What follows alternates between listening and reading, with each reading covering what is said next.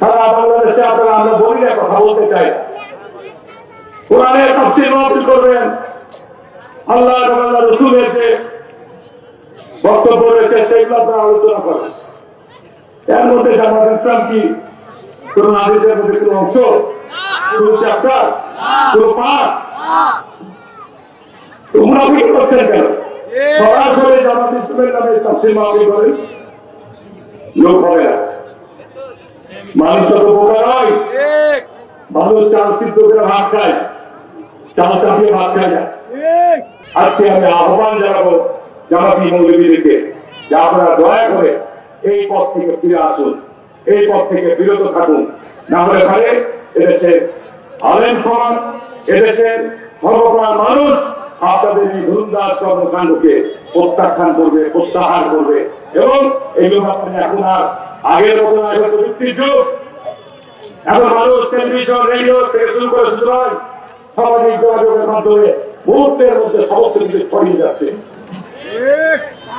আমি অত্যন্ত কষ্ট করে বলতে হচ্ছে যে বাংলাদেশে জামাতে কয়েকদিন আগে বিএনপি নিয়ে যে কটূক্তি করছে এটা ঠিক না। বিএনপি তো আমি বলছিলেন ইসলামিক দল।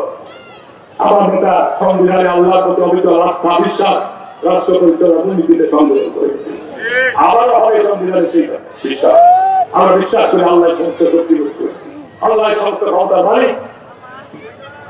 শহীদ রাষ্ট্রপতি জিয়াউর রহমান বাংলাদেশে আলেম সমাজকে, বাংলাদেশের ধর্মপ্রাণ মানুষের জন্য যা দিয়ে গেছেন এই কল্পনা করা যায়। আজকে জামাত ইসলাম জিয়াউর রহমানের 15 আগস্টের নতুন রাজনৈতিক অনুমোদন দেওয়ার পর 40 বছর যাবত আপনাদের সঙ্গে চলা হয় জোটবদ্ধ নির্বাচন, না এই জোটপথ আন্দোলন, না হয় ঐক্যবদ্ধ আন্দোলন। এখন আপনারা নির্বাচন এককভাবে করবেন, করেন না কেন? কোনো অসুবিধা নেই।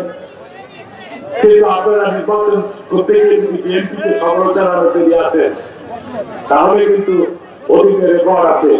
আপনারা এককভাবে নির্বাচন করেছেন, সিট পেয়েছেন কয়টা? আর যখন বিএনপির সাথে জোটবদ্ধ নির্বাচন করেছেন সিট পেয়েছেন কতটি?